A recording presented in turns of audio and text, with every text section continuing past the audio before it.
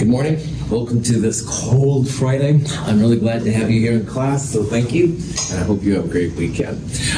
Reminder, Monday, 1:10 p.m. at lab, there's some stuff due. The most different one being that the rough draft of your class presentation paper is due. And again, the rough draft to me means three things. You'll have the cover sheet. There's a link online. It's also in the syllabus. Staple that to the front of your rough draft. Number two, at least 2 type pages. More is great, but just show me you got something going on. That's perfect. And then number 3, include 1 peer-reviewed science abstract from a paper from the library. And if you go to the frequently asked questions, there's a link to the chemistry part of the Mount Hood Library. You can get on there, literally search for your element. I searched for one element the other day, and more than 40,000 different articles came up. So it's no problem. And from there, you can copy both the abstract and the citation. Good to go. Also on Monday, turn in the percent potassium chlorate lab that we did this last Monday. Problem set number 4 is up. Quiz number 4, which has grams, moles, moles, grams, and balanced equation kind of stuff. And then we'll start the net ionics lab. If you can bring a printed copy of that, that would be really cool. Questions, any of that kind of stuff? I should be able to post grades. I was hoping it was going to be today, but it probably won't be. It'll probably be like tomorrow morning. So you can see then how your midterm went. I'll give your midterms back to you on Monday when you turn quiz number 4 into me. Questions? We're in the grams, moles, moles, grams thing right now. Really powerful part of chemistry. It allows you to predict how much reactants you need, and it also allows you to predict how much products you're going to get out, and those are both super helpful. We looked at some examples on Wednesday with that, but one more thing we need to talk about is when you have a limiting reactant. So this occurs when you have 2 or more reactants in a reaction. So in this reaction that I'm showing here, we've got nitrogen monoxide and oxygen. Now, sometimes they are what I call stoichiometrically balanced, which just means you have just the right amounts, all right? But a lot of times, you won't have equal amounts. So if you look at these pictures right here, this is like before and after. This is O2, 2 red atoms together, and this is NO, the N is the blue one. And if you look on then the product side, you've got lots of NO2, but you've got an extra O2. So an excess reactant is a chemical that's left over at the end. So O2 was a reactant, but there's still some left. So that means it's an excess reactant. You have more of it than you need. The limiting reactant, on the other hand, is not present at the end. So NO, our reactant, isn't over here. That's different than NO2. So NO would be your limiting reactant. It's not left at the end. If something is left at the end, then that's the excess reactant. So in the copper chloride empirical formula lab we did, you took some blue copper chloride, added some zinc to it, and at the end there was no blue copper chloride, but you did pull the zinc out, you reweighed it to see how much zinc was lost, stuff like that. Your zinc left over at the end was like oxygen here, it's an excess reactant. And the blue copper chloride all turned to copper metal, which is a product. Copper chloride was your limiting reactant. So I'd like to go through an example where we're going to make this Al2Cl6 thing. It takes 2 aluminums and 3 chlorines to make the Al2Cl6. So a question that is a limiting reactant question, but it may not sound that way, is going to sound something like this. It'll say we're mixing so much of one reactant and so much of the other reactant, and it says how many grams of the product can form. Now notice it didn't say anything about limiting reactant, and that's very, very common with these kind of questions. It'll just say you have 2 reactant amounts, and it'll say, hey, how much is left, how much product do you get at the end? So just realize this is very, very common. It's like if you go home to your house and you're hungry and you want sandwiches for your friends, it just says, how many sandwiches can you make with the stuff in the refrigerator? Well, you probably don't know what's in your refrigerator, so you look through it and stuff. I guess That's a little weird. I guess that would be a similar kind of thing. You're using what you're starting with to find out how much you're going to make, and almost inevitably, one of these will be limiting, and one of them will be excess reactant. So the first thing, if you see two reactant amounts, so here we see aluminum and chlorine, which are the reactants, those should scream at you, this is probably going to be a limiting reactant problem, and you should check. So what we're going to do here, there's a couple different ways to do these kind of problems. I'm going to show you kind of classically what people have done, and then I'll show you the way that I think works best, which is just another variation of the grams, moles, grams thing. Any questions so far? All right, so traditionally what people have done is they look at those mole ratios. So in this reaction right here, if you look at the reactants, there are 3 moles of chlorine for every 2 moles of aluminum. That's what those big numbers mean. So if you can compare the moles of chlorine and the moles of aluminum, we're going to be comparing whatever that is to 3 halves. If it happens to be exactly 3 halves, like if you have 1.5 moles of chlorine for every 1 mole of aluminum, score! It's not limiting reactant. Everything is balanced. Good to go. However, if the ratio is not 3 halves or 1.5, that's when we'll have to start comparing. So let's say that we compare the moles of chlorine to moles of aluminum, and it comes out to be a number greater than 3 halves, all right? Well, that means that there's not enough aluminum to react with all the chlorine. So you can think of 3 halves versus, say, 5 halves if it was a number bigger. You'd have too much chlorine and for the amount of aluminum that's present. So if the ratio is greater than 3 halves in this case, the aluminum would be the denominator, all right? Would be the limiting reactant, excuse me. Some people dig ratios, all right? And if you do, you're all over it. But if this is a little weird, I have another way to do it. I'll show you in a little bit that I think works really well, even though it's a tiny bit of math. Now, likewise, if you have a ratio of chlorine to aluminum which is less than 3 halves, then that means you don't have enough chlorine for the amount of aluminum you've got. So like if you had 1/2, all right, you need 3 to 2 to make the chlorine and aluminum react. 1 to 2 would mean you don't have enough chlorine. So if that ratio is less than that, then you won't have enough chlorine around. Chlorine would be your limiting reactant. Now again, some people just get right on this and roll with it. But if you're not certain what's happening here, I will show you another way that I think honestly might be a little bit more effective. Any questions? If nothing else, we're back to another use of the balanced chemical reaction. All right, you need 3 moles of chlorine to react with 2 moles of aluminum to make this product. And if you don't have a 3 to 2 ratio, less than here or greater than before, you're going to have some extra stuff left over at the end. Okay, so in the problem we have, if we want to know how much aluminum chloride is there, you've got to find the moles of each reactant.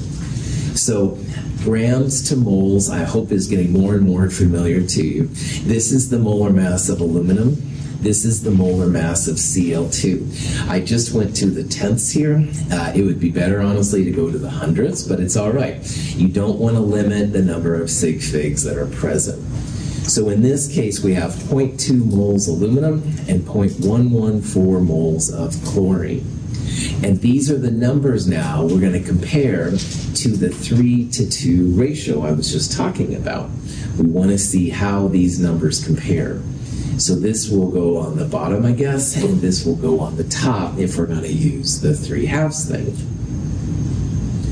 And if you do that, it comes up to be a ratio of 0.570. Now again, 3 moles of chlorine to 2 moles of aluminum would be the balanced version, 3 halves or 1.5. This number is definitely less than 1.5. So what that means is that if we're not at 1.5, there's not enough chlorine the top part, to react with the aluminum. We've got too much aluminum kind of hanging out here. So in this example, with these numbers, the chlorine is going to be your limiting reactant. Again, if we added more chlorine, the top number, mathematically, it would make this number get bigger. And that's what we would have to do if we wanted them to be balanced, which is the 3:2 ratio.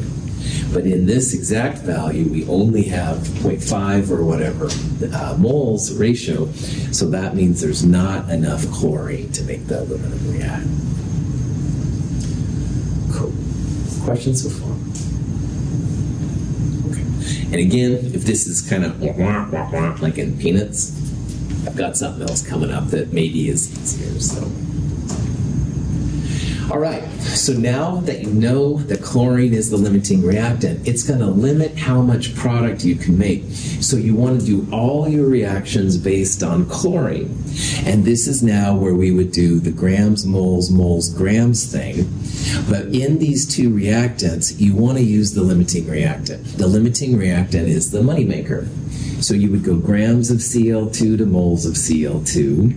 It's 3 moles of Cl2 for every 1 mole Al2Cl6. This ratio right here, the stoichiometric factors, comes from the balanced reaction. And then once you have the moles of Al2Cl6, you can turn it into grams using the molar mass. So earlier, we calculated the moles of chlorine. There are 3 moles of Cl2 for every 1 mole of product. Here's the 3. There's the 1. This comes out to be 0.0380 moles of the product. And then if you figure out the molar mass of this Al2Cl6 thing, it's 266.4 grams per mole. So if you take the number and multiply it by molar mass, about 10.1 grams of Al2Cl6 are going to be around. Now, if we would have done this based on the aluminum, we would have calculated a number here which was too big. All right? So you always want to get just how much product you have based on the amount of reactants. That's why finding the limiting reactant is really important.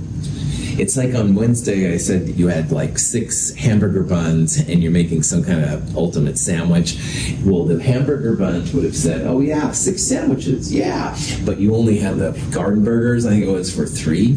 So that's where it can be kind of tricky and stuff, and the limiting reactant is so important. Questions?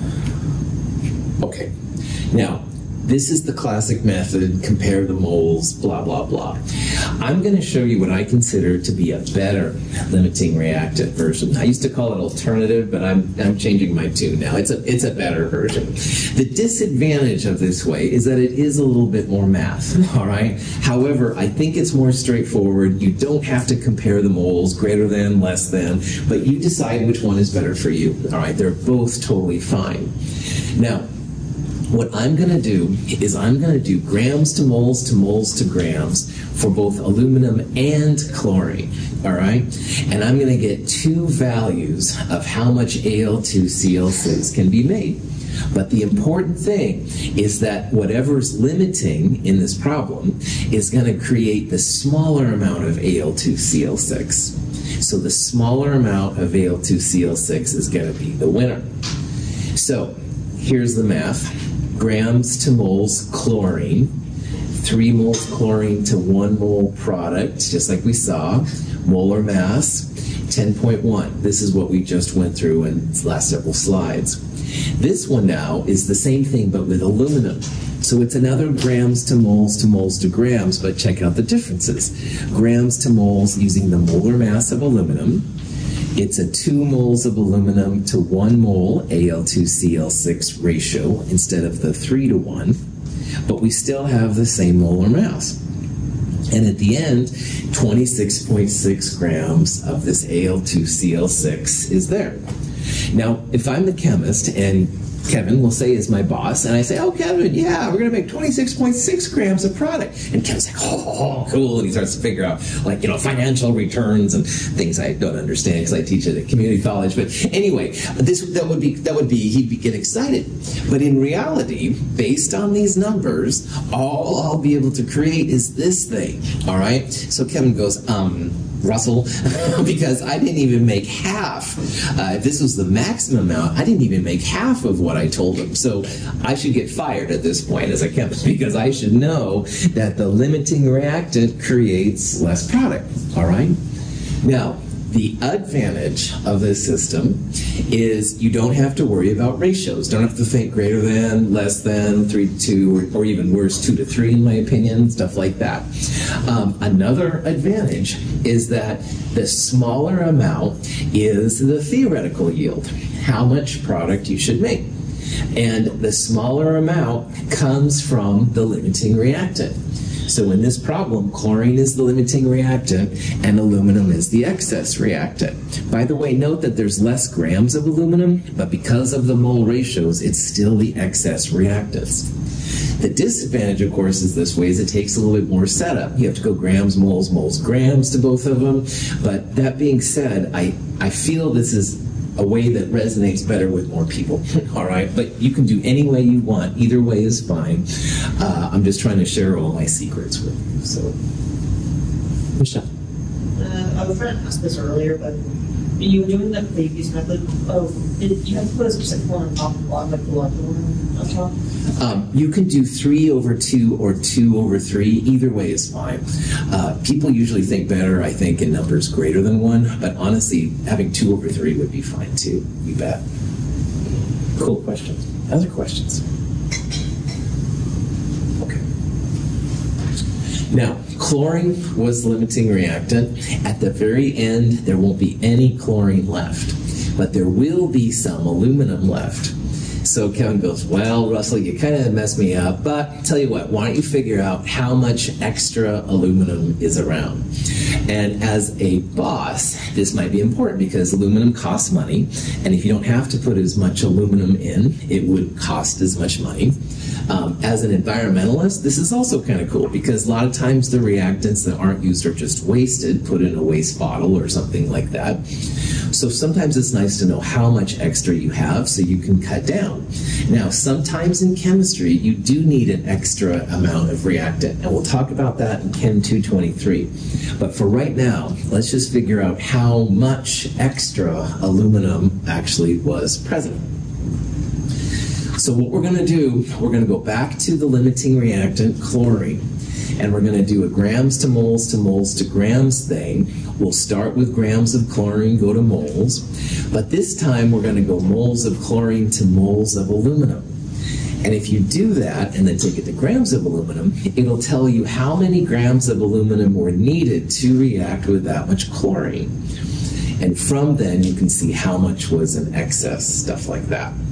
So you can see this grams, moles, moles, grams thing is pretty helpful for chemists. Now, earlier we went grams to moles to moles to grams to the product Al2Cl6. This is grams to moles to moles to grams, but to aluminum. So we know that chlorine is the limiting reactant, and we just want to see how much aluminum it actually takes to react with that much chlorine.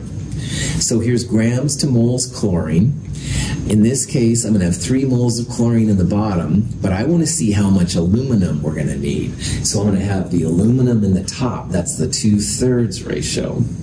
And then mole of aluminum, this many grams.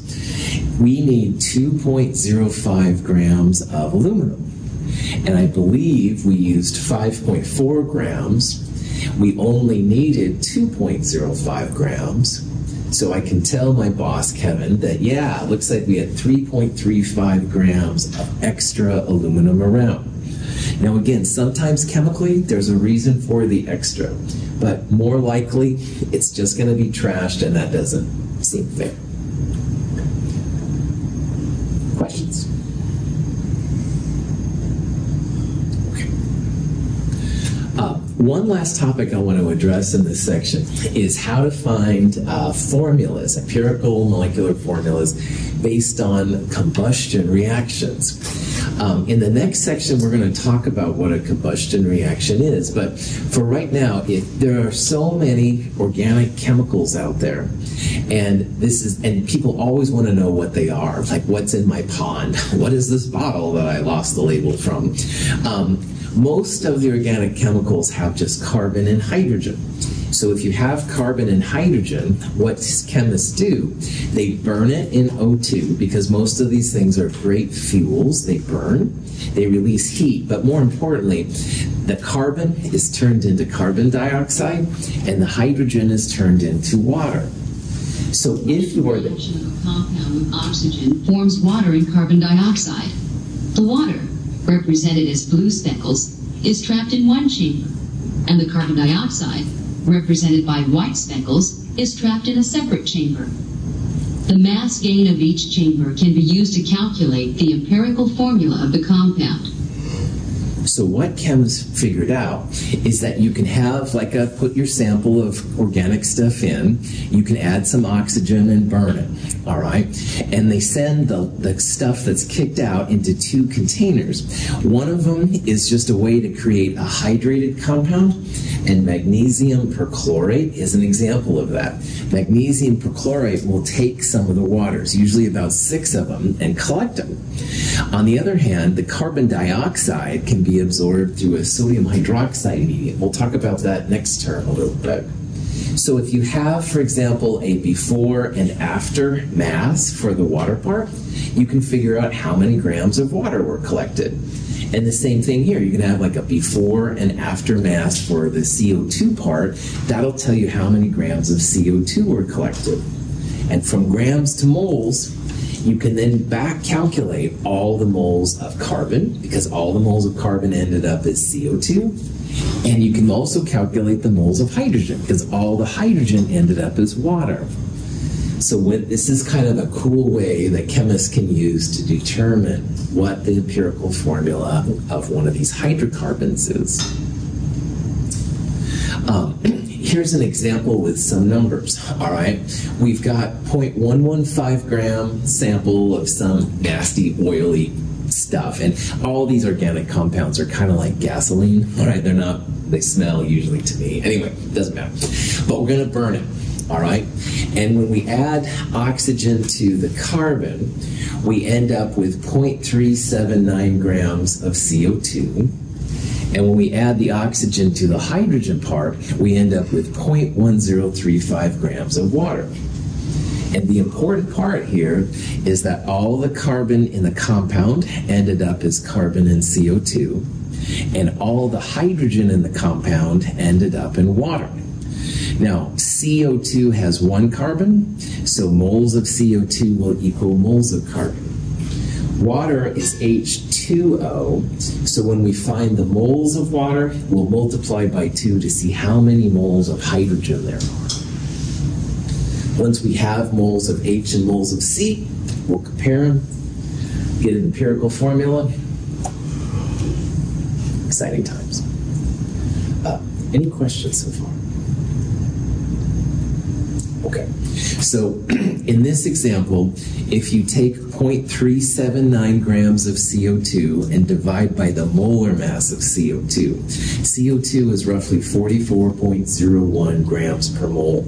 It's a number you can calculate. It's a number that I've just dealt with a lot, so I know it. You don't have to know it. But the answer comes out to be 8.61 times 10 to the minus 3 moles of CO2. And in CO2, you have 1 carbon and 2 oxygens. We're after the moles of carbon here. So moles of carbon and moles of CO2, 1 to 1. All the CO2 came from carbon. So we can say then that it's 8.61 times 10 to the minus 3 moles of carbon. If you do the same thing with the water, I'm going to take 0.1035 grams, divide by 18.02 grams per mole. That gets this number right here. That's the moles of water. Now, if we were after just moles of oxygen, this number would be the moles of oxygen because there's one O in water. So 1 mole of water comes from 1 mole of oxygen. But we're after the hydrogen. It's H2O. And that 2 right there means we need to multiply this number by 2 in order to find the moles of hydrogen. So when you find CO2, it's 1-to-1 with carbon. With water, though, you multiply by 2 because of the H2O right there. And now that you've got moles of H and moles of C, you can start figuring out the empirical formulas, stuff like that. Any questions when I do? Okay. If you compare those numbers, it comes out to be a 1.33 ratio. So that means 1.33 moles of hydrogen for every 1 mole of carbon. Now 1.33, if you remember back to the days when you studied fractions, 1.33 is like 4/3, all right? 4/3 is 1.33. 5/3 would be about 1.66, 1.67. The reason why 4/3 is kind of cool is because that means there are 4 hydrogens for every 3 carbons. So when you do that, that's where the empirical formula C3H4 comes from. So in this molecule, the empirical formula is C3H4. If you were analyzing our gas outlets for we used in the Bunsen burners last Monday, all of those would be just carbon and hydrogen. So you could figure out what the formula was using this kind of process and stuff. Cool. Questions? Yeah. I'm just a little confused up from like the 1.33 divided by 1 to the 4, right? Yeah, so put in your calculator 4 divided by 3, Michelle, and the answer comes out to be 1.33. So it really helps sometimes to think about how fractions and decimals relate. When you compare moles, you always get decimals, all right? But if you remember your fractions, like 1.5 is 3/2 and stuff like that. It's okay. I don't deal with fractions every day either, so it's totally normal, but this might be something that would help in this section. So, yeah. Other questions? Now, a lot of the organic compounds have only carbon and hydrogen, but an even greater number of organic compounds have carbon, hydrogen, and oxygen. Now, in the last example, we had some kind of CXHY compound. We burned it in oxygen and made CO2 and water. And that's an easier kind of problem because all the carbon ends up as CO2 and all the hydrogen ends up as water. But there's even more compounds like this crazy caproic acid that have oxygen as well. So after a long week, if you're 21 and over, you might want to drink ethanol. Drinking alcohol, just say no, kids. No, seriously, maybe you need aspirin, which has oxygen in it. There's lots and lots of compounds in organic chemistry that have carbon, hydrogen, and oxygen. And the problem that happens with oxygen is that we don't have a direct relationship between one of the products and the reactants. Oxygen is in our compound. We used it to burn. It's in CO2 and it's in water. So oxygen is kind of a troublemaker. But because there are so many of these compounds, there is a way to calculate an empirical formula. So I'm going to show you this example. It's a little strange at first, but you'll see it does work. And again, the organic chemists are all over this. It really helps. So caproic acid, carbon, hydrogen, and oxygen, CXHYOZ. We're going to burn it, oxygen. It's going to make CO2 and water. So in this problem, 0.450 grams of this stuff, which by the way smells kind of like skunk, it's nasty. Anyway, neither here nor there. We burn it, it makes this much water and this much CO2. Now also in this problem, I'm throwing in that the molar mass of the entire thing, 116.2 grams per mole.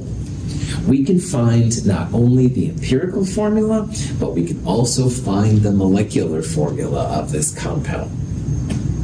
The tricky part being we need a special technique for figuring out how much oxygen is there. So let's see how this part works. Now again, the careful part here, the crazy part, is that oxygen is in our compound, caproic acid. We're using oxygen to burn. It's in CO2 and it's in water, so it's everywhere here, all right? So there's a special technique to deal with the oxygen that we'll talk about here in this section. So, all right, so let's deal with this. The first part of this problem is the same as what we just did. We're going to take the grams of water, turn them into moles of water, multiply by 2 to get moles of hydrogen. And we're going to do the same thing for the CO2. We're going to go grams of CO2 to moles of CO2, and 1 mole of CO2 comes from 1 mole of carbon. That part is the same as before. So this is an example of what we did with water. 0.418 grams, water is 18.02 grams per mole. There's 2 H's in water, so it's 2 moles of hydrogen per 1 mole of water. That means there's 0.0464 moles of hydrogen. So I could have a formula, and the H will be 0.0464. All right? I don't have carbon yet, and I don't have hydrogen, but that's where that number is really helpful. That's going to be the moles of hydrogen. Now, notice what I did on this line. I took the moles of hydrogen and multiplied by hydrogen's molar mass. There's 0.0469 grams of hydrogen in that moles. And we're going to use this number here in a little bit. Now, this is the process for hydrogen. I'm going to do the same thing with carbon based on the CO2 that was collected. So if we take then the CO2 grams, turn it into moles of CO2, 44.01 grams per mole, 1 CO2 per 1 mole of carbon, 0.02324 moles of carbon. So that's another important number, 324. That's going to be the number for carbon. And then like I did before with hydrogen, I'm going to do the same thing with carbon. I'm going to take the moles of carbon, multiply by the molar mass, 0.2791 grams of carbon. So this part and this part is like what we just did with that C3H4 thing. But this part and this part now is new, all right? And the reason we're going to do that is because we have a total sample of 0.450 grams caproic acid. And in that 0.450 grams caproic acid, we have all the carbon, all the hydrogen, and all the oxygen that we need. And the reason I calculate these two numbers right here is that this number equals grams of hydrogen plus grams of carbon plus the grams of oxygen. And we're going to calculate that grams of oxygen here in a little bit. Why that's cool is because that number we're going to calculate is literally this grams of oxygen. It's in the compound. It's not from the O2. That's the confusing part here. But we're going to find the amount of oxygen in the compound. So in the last example, we didn't use the grams of sample at all. All right, we just left it alone. But in these kind, with oxygen, we do need the grams of sample because that's going to allow us to find how much O is present. Questions? Okay. Law of mass action just says that all the mass that goes in has to be accounted for on the way back out. And 0.450 grams is literally all the grams of the sample we did.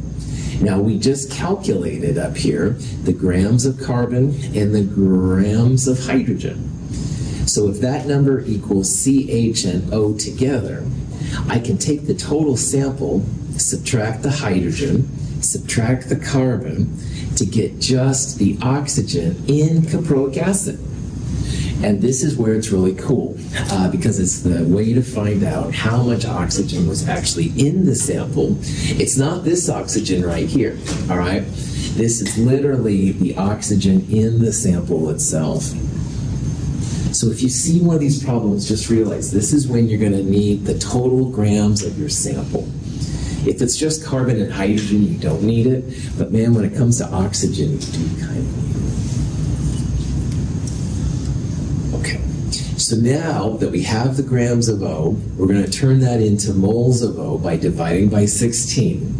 And this number right here, 0.00775, that's the moles of oxygen in the sample.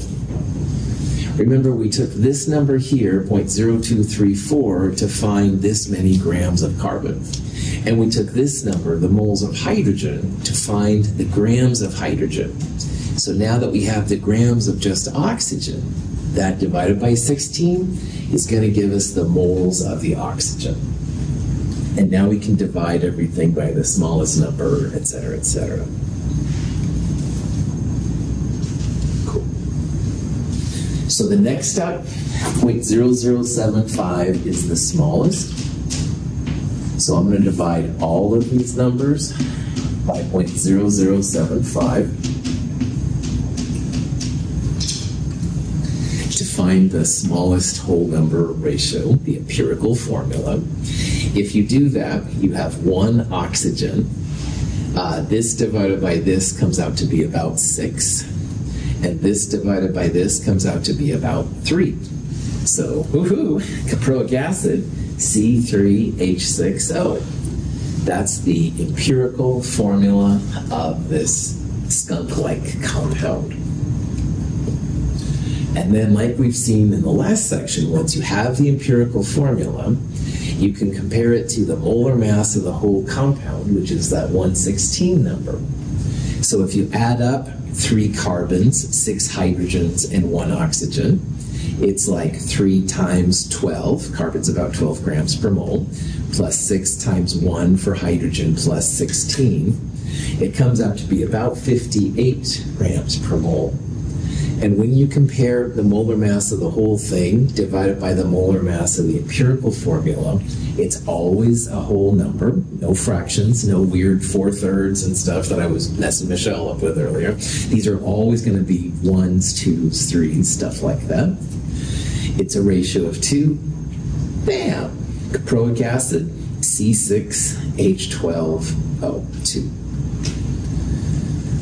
So, how chemists make money. Woohoo! All right. A lot of times it's through analysis of things. All right. And you can use now these techniques. You can either use the percentages, like percent carbon, percent oxygen, percent hydrogen, to find a number like this. But you can also use this combustion method. And the combustion method can be cheaper. All right. Almost anybody can burn things. I used to watch a lot of Beavis and Butthead. Big surprise there, I know. But anyway, yeah, you can do these empirical molecular formulas now a couple different ways. And that's what's cool for a chemist, all right? There's more than one way to figure out these things. Questions? Okay. Chapter 4, Part 1, see you wouldn't want to be you. Now, the next section, I think, is a little bit more interesting, because it's on solutions. And chapter 4, part 1 is great for when you have solids, liquids, and gases. And you get a lot of energy out, you can get a lot of product out, stuff like that. But a solution, when you have a compound dissolved in another compound, there's a lot of neat things you can do with those that you can't do with just pure solids and liquids. So for example, if you ever have a lab, and you can actually conduct electricity through some solutions. So in this example here on the left, the light bulb goes on. And what they did is electricity basically has a positive and negative terminals. You put it through, and when you have certain types of compounds, electricity can be conducted from one side to the other. That's what allows your light bulb to come on That's kind of a cool thing. But not all solutions do that. So in this example, you can see the light bulb is not on. So in this case, electricity was not conducted from the negative to the positive, as we'll see a little bit later. So solutions have some kind of special, if you will, properties. There's also a lot of things you can do with solutions that you can't do with the pure compounds. So this whole section then is just on solutions. We'll talk a little bit more about chemical reactions, especially when they have AQ. Actually will. Now, in chemistry, solution is something we'll talk about a lot in this section. And a solution has a solvent and a solute, all right? Please note that all these begin with SOL, and SOL has another meaning which is not appropriate for my G-rated class. Just realize they all begin with SOL and stuff, and just, it's important. So a solution is a solute plus a solvent. So in this example, a solvent is just a component where the physical state is preserved, and that's not very helpful, while a solute is the other part. If we talk about hydrochloric acid, hydrogen chloride, hydrogen monochloride is the solute. The solute's usually more exciting, all right? A sugar solution, you think about the sugar. Kind of sweet, right? Stuff like that, all right. Solvent for both hydrochloric acid and the sugar solution is almost always water, all right? So you can, if you've ever seen hydrochloric acid or a sugar solution, they look like water, but they certainly have different properties than water. So I think of the solute as the more exciting part, all right? The solvent essentially delivers the solute to whatever reaction you're looking at. So both of those look like water, the component whose physical state is preserved, the liquid water is preserved, but the solute is usually the more exciting part. Now, soluble and insoluble are also important terms. Soluble means that the solute dissolves well, and that's what makes a solution. If you have an insoluble compound, though, the compound doesn't dissolve. So, like in aqueous solutions, the solvent is water usually? Yes, that's right. AQ literally means that the solvent is water. Absolutely, Michelle, you bet. Also, what kind of bottle is that picture? I'm sorry? What kind of bottle is that picture? Let's find out. Oh, I didn't. Oh, I'm going to show this video later. This is called a volumetric flask. Yeah, and this compound is a nickel 2 chloride compound.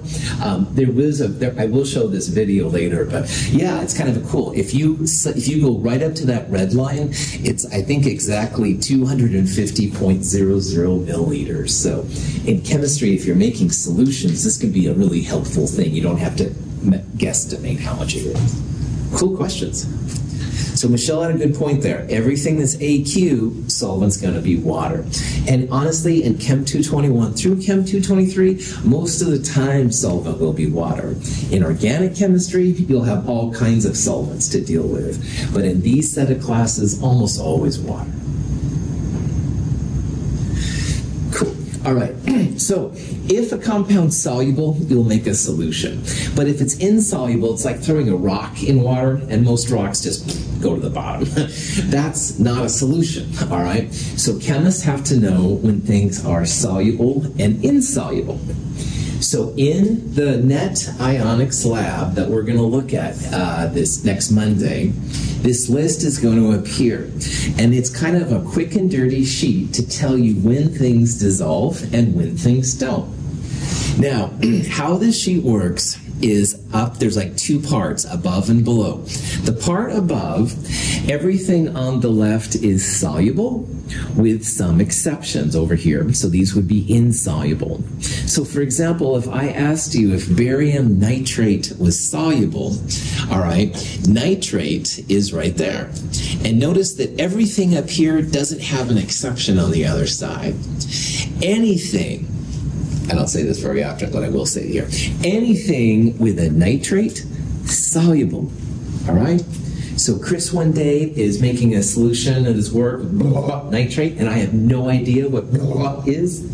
I hear the nitrate, I know it's going to be water soluble, all right? And you will too. Same thing with sodium, all right? Valerie is working on sodium, blah, blah, blah, and again, I have no idea what that blah is, but I hear the sodium, soluble in water. All right? No exceptions to these things. Now, chloride is usually soluble, but there are 3 exceptions we're going to run into a lot in Chem 221 through Chem 223. If you have silver chloride or this weird mercury 2,2 plus chloride or lead 2 chloride, then you would say they're insoluble. And insoluble things you'd write a solid next to. Now, barium chloride, barium is not an exception. So we would say that barium chloride is soluble. You've got iron 3 chloride. Iron's not in this list. Soluble. I was wanted to ask, what's the halide? What's the what? Like it says halide salts. Where are you looking, Michelle? Like, you know, it's a salts of something, then halides or something. Okay, I'm not seeing. You don't never mind. Okay, I don't see halides on here. I mean, so one with A, G, and H. Okay, yeah, so these are the 3 halides, but not fluoride and not astatine or tennessine.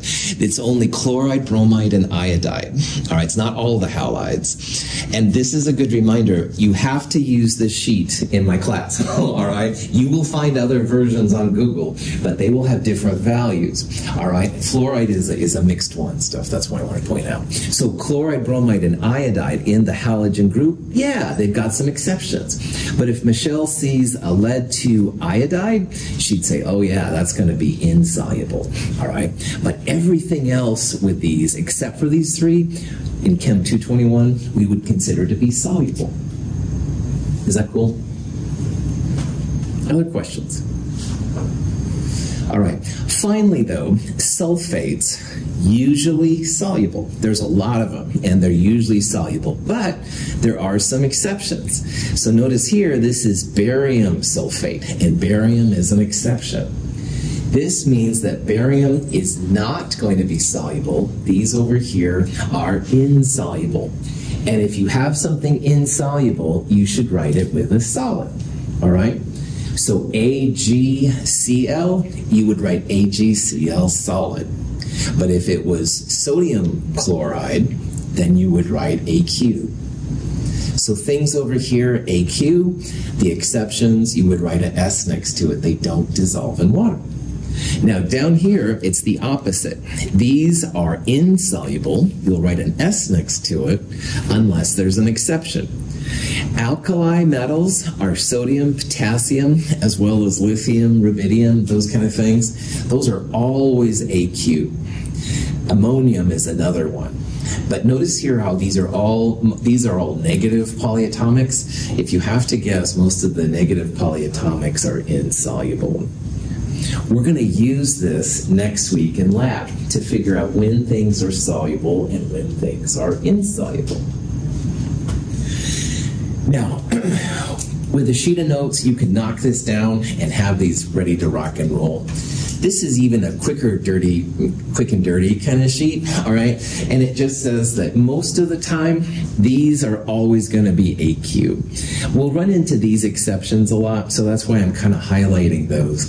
But if you have to guess, like sodium, potassium, lithium, ammonium nitrate, the chlorate, perchlorates, acetate, these are usually going to be AQ, all right? So, but if you can put the whole sheet down, that would be better. So let's do an example kind of question. One of these up here is going to be insoluble in water. And the question is, which one? Well, remember that anything with sodium, potassium, ammonium, all right, and even lithium, which is an alkali metal, those are all going to be AQ.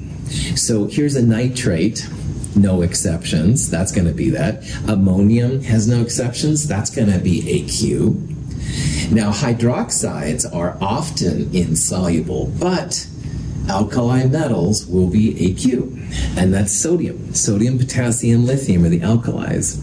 So this one will be soluble. You would write NaOH next to it.